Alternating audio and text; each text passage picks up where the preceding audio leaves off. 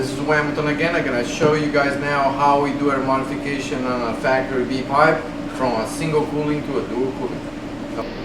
I'm going to show you now, here's the manifold, how it comes from factory pipe. This is just out of the box, and actually this one I already drilled for the dual cooling. This part comes block off from the factory, so we go ahead, drill it and tap it. Like this one is already finished. You can see that we have cooling coming through on both exhaust manifold, which is the hottest part of the motor. The big advantage of doing this is not only for performance, mainly for reliability, because both cylinders will run at the same temperature.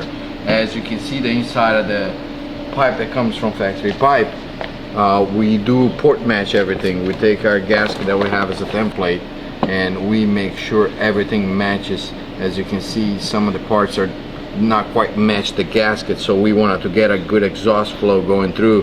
So and here's the stock one. Also on the top, it's cut by machine, but it's only cut and it has edges, and we'll go ahead and port it and make sure everything is a nice smooth flow, so when the exhaust comes out, straight out. Here's a ported one. As you can see it, we're already port matched to the gasket on the inside part.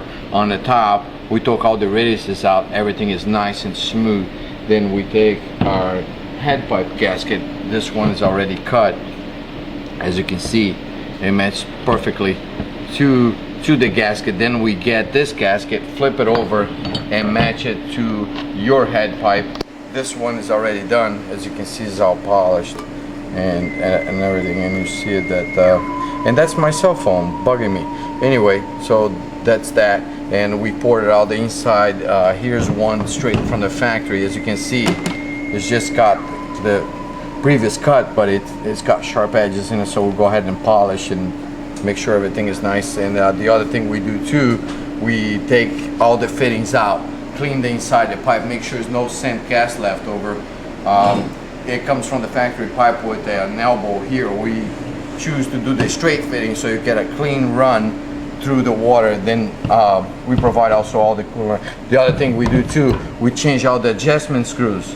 The adjustment screws set up, we actually close the top, close the middle, and open the bottom about 3/4 of a turn. If you are in warmer weather, here in Florida it's about 3/4. Up north, since they got water at 60 degrees or so, then we set up at 5/8, sometimes even as low as half of the turn.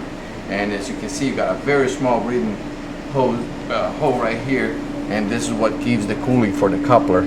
So you got to make sure, that's why you always got to make sure don't run up on the beach and get sand on the cooling line and end up overheating your engine. With the factory pipe, it comes with those special clamps that it's very hard to do with a regular plier. It requires a special plier, and we just replace those for the standard hose clamps, which they work a lot better. We put a little bit of red Loctite in it. They will stay in there for good. We changed totally the cooling lines, and these are the cooling lines that come with it, with their instructions. So we go ahead and replace and provide new cooling lines with the right links. So when you install it, you look at our diagram, everything fits nice and smooth. The other thing too, we have the option to get different jetting kits, depends on the setup that you got. If your engine is ported, not ported, if you got, so we set up for a dual carb, let's say a Superjet 96 and up. You go ahead and replace the low speed, the high speed, and the springs also, because the springs that come in the stock jet skis 115 gram, and we provide a 95 gram, so you allow more fuel to come through your engine because you're going to have a better exhaust system. That's pretty much the modification we do in a factory pipe.